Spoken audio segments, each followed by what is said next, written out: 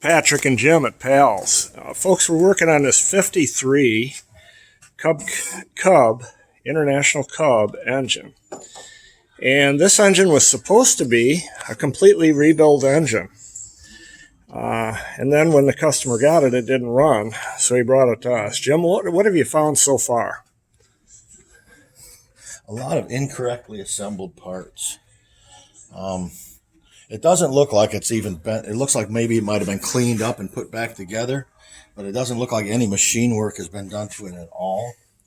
Like right now, I pulled out the number one piston and checked the ring gap, the ring size, and the gap in the ring's way oversized. You're allowed on this Cub A engine, you're allowed, what did I say, between 7 and 15 thousandths.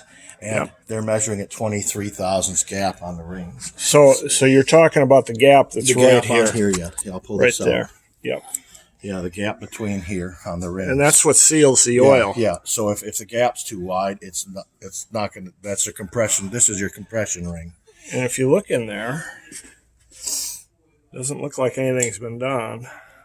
It might have been cleaned up a little bit, but not like machined or anything. So.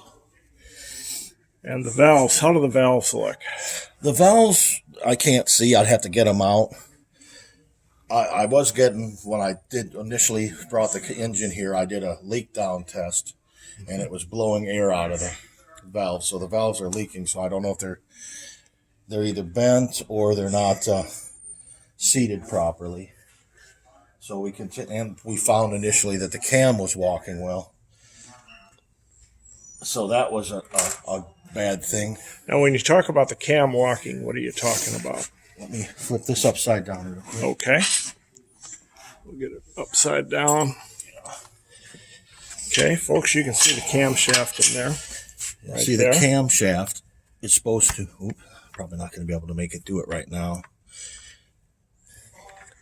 But it's moving in and out. Yeah, it's going there in. It's going. It's not supposed to do that.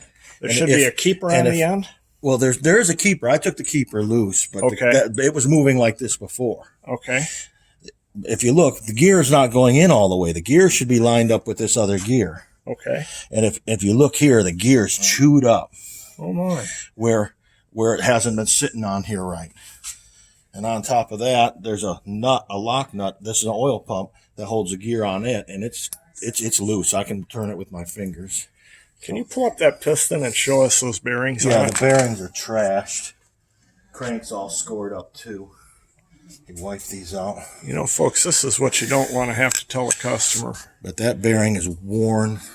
But look at the wear on it. It doesn't look like it's ever been replaced. It looks like it almost has the original bearings in this thing. They're completely worn out.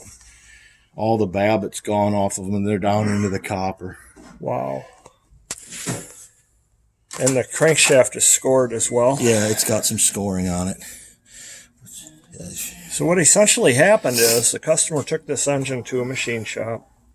He paid them to rebuild his engine, and he got back the same engine that he sent him without any adds or subtractions.